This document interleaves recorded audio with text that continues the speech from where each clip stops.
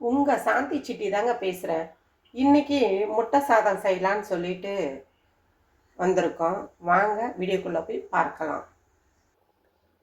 வெங்காயம் ஒரு 3, பச்சை மிளகாய் ஒரு 4, கடலப்பருப்பு, உளுத்தம்பருப்பு, கொத்தமல்லி, கருவேப்பிலை, 4 முட்டை, கொஞ்சோண்டு சாதம்.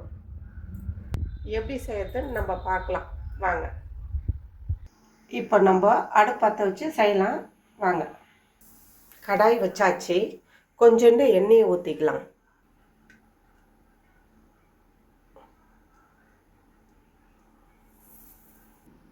கடலப்பருப்பு, உளுத்தம்பருப்பு, பச்சை மிளகாய், வெங்காயம் எல்லாம் போட்டாச்சு. நல்லா வெங்காயம் இந்த மாதிரி கண்ணாடி பதத்தில் வந்த பிறகு நம்ம முட்டையை உடச்சி ஊற்றலாம்.